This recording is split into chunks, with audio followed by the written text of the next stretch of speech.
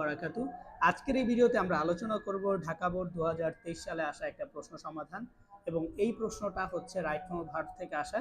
So তোমরা যারা ইতিমধ্যে অনেক জায়গায় রাইট ফ্রম ভার্ব করেছো, বাট কোনোভাবেই রাইট ফ্রম ভার্বের সঠিক উত্তরগুলো মিলাতে পারো না, অথবা অনেক অনেক রুলস তোমরা মুখস্থ করতেছো, যার কারণে তোমরা বুঝতে পারো না যে আসলে কিভাবে সহজ উপায়ে রাইট ফ্রম ভার্বের সমাধান করা যায়।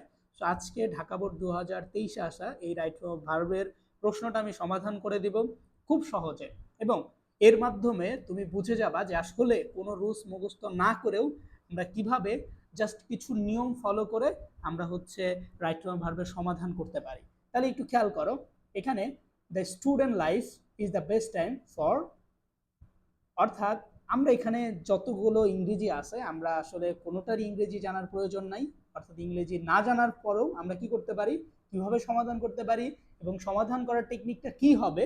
সো এইটাই দেখো। তাহলে দেখো আমরা জাস্ট এই যে লাল অংশটুকু আছে যে গ্যাপ, সো গ্যাপের মধ্যে আসলে কি বসাতে হবে এটা আমরা কিভাবে নির্ণয় করব। সো এই নাম্বার আমাদের দেখতে পাচ্ছ, আমরা কি করব, এই গ্যাপের আগে তাকাবো, গ্যাপের আগে তাকাবো। সো গ্যাপের আগে কি আছে ভাইয়া, একটা ফর আছে। কি আছে ভাইয়া, একটা ফর আছে। এখন আমাকে প্রথমেই যে কাজটা করতে হবে সেটা হচ্ছে যে এই যে ফরটা আছে, এই ফরটাকে কি বলে, এই জিনিসটা আমাকে ফার্স্টে একটু জানতে হবে। আসলে যে ফরটা আছে এটাকে কি বলে। সো এইটাকে বলা হচ্ছে একটা প্রিপোজিশন। কি বলে ভাই, প্রিপোজিশন।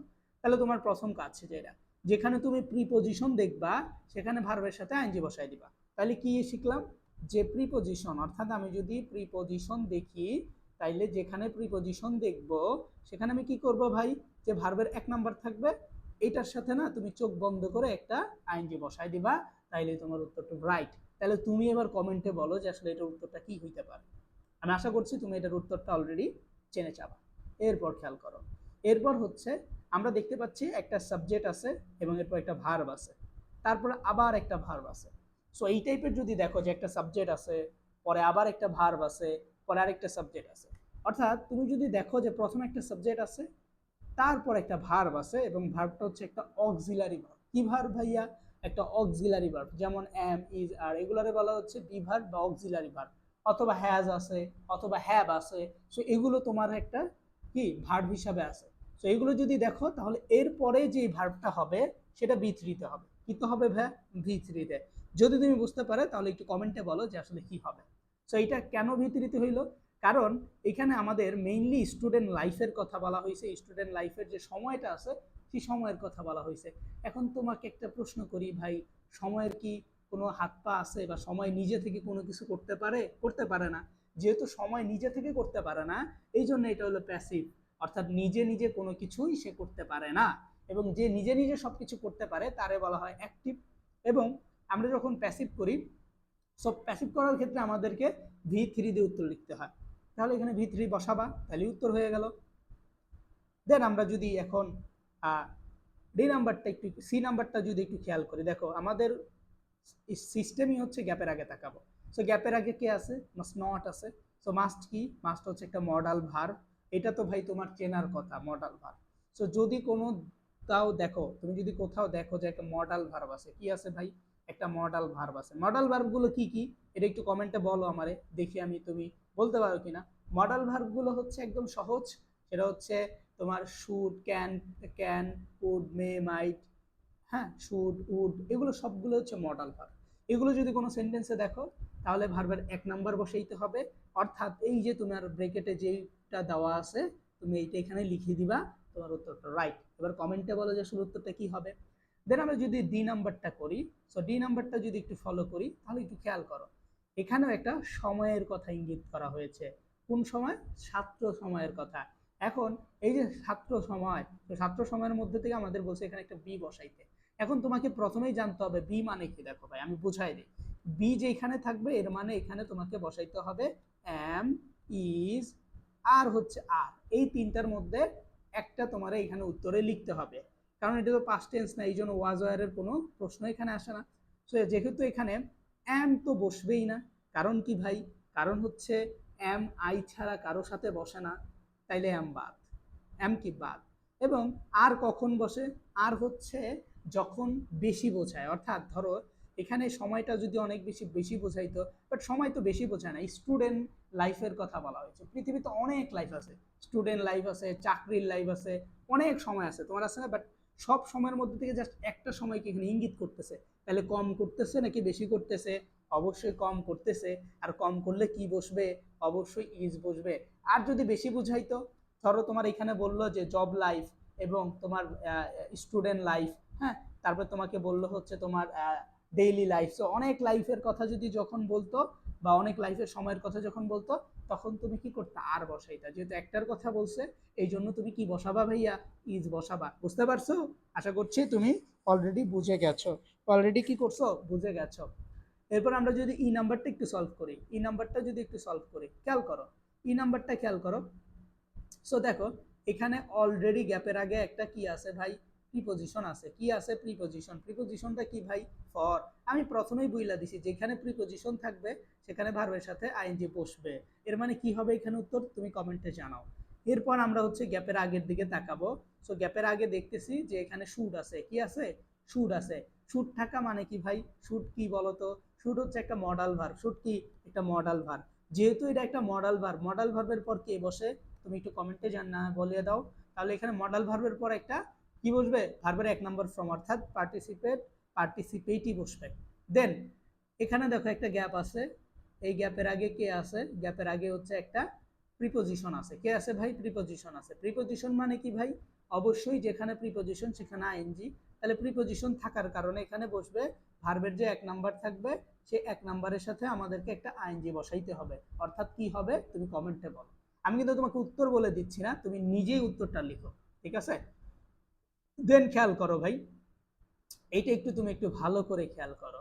এখানে দেখো, এখানে হচ্ছে আমরা দেখতে পাচ্ছি যে হোয়াট আছে। কি আছে? হোয়াট আছে। এখন এখানে মেইনলি হচ্ছে একটা বস্তুর কথা বলা হয়েছে। কিসের কথা বলা হয়েছে? একটা বস্তুর কথা। আর বস্তুটাকে কি করা হচ্ছে? ইঙ্গিত করা হচ্ছে। তাহলে আমি তোমাদেরকে একটু আগে একটা কথা বলছিলাম, যে কোনো বস্তু, হ্যাঁ, মানে নিউজ পেপার হলে এখানে এখানে একটা বস্তুর কথা, বা একটা সময় একটা বস্তুর কথা। সময় কি নিজে নিজে কোনো কিছু করতে পারে? সময় নিজে নিজে কোনো কিছু করতে পারে না। যেহেতু সে নিজে নিজে কোনো কিছু করতে পারে না, সেটাকে প্যাসিভ করতে হয়, আর প্যাসিভটা বি3 দিয়ে উত্তর লিখতে হয়। আর প্যাসিভ করার নিয়ম কি? প্যাসিভ করার নিয়ম হচ্ছে খুব সহজ, একটা বি ভার্ব লাগবে, বি ভার্বের সাথে একটা বি3 লাগবে। এখন বি3 আর বি ভার্ব এটা বসাই দিলে উত্তরটা কি হবে? রাইট হয়ে যাবে। তাহলে একটু বলো তো উত্তরটা এখানে কি হইতে পারে? বি3 ই, সরি, বি ভার্বের সাথে একটা বি3 বসাইতে হবে। তাহলে কি হইতে পারে? তাহলে আমরা জানি যে এখানে কি বসতে পারে? তাহলে এখানে চোখ বন্ধ করে ইজ হ্যাপেন বসাই দিলে উত্তরটা রাইট হয়ে যাবে। ঠিক আছে? কারণ নিউজ পেপার হচ্ছে একজনকে বোঝায়, আর নিউজ পেপার বলতে কম। তাহলে এখানে বসবে কি? বসবে হচ্ছে ইজ হ্যাপেন। কি হবে? ইজ হ্যাপেন হবে। Is happened. এখানে একটা ডি যুক্ত করে দিলেই হয়ে গেল উত্তর। ঠিক আছে? তারপর খেয়াল করো, তারপরে এখানেও দেখো সেম, একটা কান্ট্রি তো নিজে নিজে কোনো কিছু করতে পারে না। করতে পারে? করতে পারে না। তাহলে এটার উত্তরটা কিভাবে লিখতে হবে? সেম একইভাবে, যদি সে নিজে নিজে কোনো কিছু করতে না পারে, তাহলে একটা কি বসাইতে হবে? বি বসাইতে হবে, তারপর বি3 বসাইতে হবে, বি প্লাস বি3। তাহলে এবার উত্তরটা কি হবে? কমেন্টটা বলো তো। ইজ ফেসড, ইডি যুক্ত হবে। তারপরে দেখো এখানে কি আছে গ্যাপের শুরুতে? এই যে একটা গ্যাপ, গ্যাপের শুরুতে আসে শুড। শুড মানে কি ভাই? Modal verb. আর মডাল ভার্ব বলে কি পরিবর্তন হয়? হয় না। অর্থাৎ ভার্বের এক নাম্বার ফর্ম কাম, কামই থাকবে। তারপরে এখানে দেখো কিছু কিছু, এখানে ইচ্ছে আমি একটু খেয়াল করো, এখানে গ্যাপ আছে, গ্যাপের আগে আছে হচ্ছে উইথ এ ভিউ টু। কি আছে? উইথ এ ভিউ টু আছে, উইথ এ ভিউ টু আছে। খেয়াল করো, কিছু কিছু ওয়ার্ড আছে যেগুলোর পরে ভার্বের সাথে আইএনজি বসে, যেমন with a view to, looking forward to, এই সকল ওয়ার্ডগুলো যেখানেই দেখবা ভার্বের সাথে আইএনজি। তাহলে এখানে কি বসবে? একটা ভার্বের এক নাম্বার হবে, সেটার সাথে একটা আইএনজি বসাতে হবে। তাহলে আমি যদি আইএনজিটা বসাই দিই, তাহলে আমার উত্তরটা রাইট। ঠিক আছে? এরপর আমি যদি একটু খেয়াল করো, তারপর এখানে তুমি খেয়াল করো সেম, একটা নর্মাল টাইমের কথা বলা হয়েছে। আর টাইম তো নিজে নিজে কোনো কিছু করতে পারে না। করতে পারে? করতে পারে না। আর এখানে দেখো, এখানে বলা হয়েছে even the normal time they themself act of the service. এখানে একটা মানে বলছে যে যে নর্মাল টাইমগুলো আছে সেখানেও তোমার ভালোভাবে ব্যবহার করা উচিত। সো এখানে উচিত অর্থ বোঝাইছে, আর উচিত যেখানে সেখানে অবশ্যই শুড বসাইতে হবে। শুড বসিয়ে ভার্বের এক নাম্বার বসায় দিবা। ভার্বের এক নাম্বার বসায় দিলে উত্তরটা রাইট হবে। দেন এখানে কি আছে? গ্যাপের শুরুতে আছে উইদাউট। উইদাউট কি, উইদাউট হচ্ছে একটা প্রিপোজিশন, উইথ হচ্ছে একটা প্রিপোজিশন, আউটও হলো একটা প্রিপোজিশন, এটাকে বলে ডাবল প্রিপোজিশন। তো কি হবে, প্রিপোজিশন থাকলে ভার্বের একের সাথে আইএনজি হবে। উত্তর কি হবে কমেন্টে বলে দাও। দেন টু আছে, টু যদি কোনো সেন্টেন্সের মধ্যে থাকে এটাও একটা প্রিপোজিশন, বাট টু থাকলে একটু অন্যরকম হয়, টু থাকলে ভার্বের এক নম্বর ফর্ম হয়। তাহলে যেটা আছে ব্রেকেটের মধ্যে সেটাই উত্তর বসায় দিলে হয়ে যাবে। তো তুমি যদি বুঝতে পারো, তোমার যদি ভালো লাগে, তাহলে একটা কাজ করতে পারো, আমাদের ইংলিশ সেকেন্ড পেপারের জন্য আমরা একটা কোর্স লঞ্চ করেছি, তুমি চাইলে এই কোর্সে ভর্তি হইতে পারো। আমি নাম্বার দিচ্ছি 0181816527 এটা হচ্ছে আমাদের হোয়াটসঅ্যাপ নাম্বার। সো এই নাম্বারে তুমি যোগাযোগ করতে পারো। যোগাযোগ করে তোমার যত সমস্যা আছে তুমি সব বলতে পারো, কোর্সে ভর্তি হইতে পারো। তুমি তো দেখলাই যে আমাদের পড়ানোর টেকনিকটা আসলে কেমন, আমরা আসলে কিভাবে পড়াই। সো তোমার যদি ভালো লাগে তাহলে তুমি আমাদের কোর্সে ভর্তি হতে পারো। ইংলিশ সেকেন্ড পেপারের তোমার যতগুলো গ্রামারের আইটেম আছে সব কিছু আমরা ইনশাল্লাহ শেষ করে দেবো।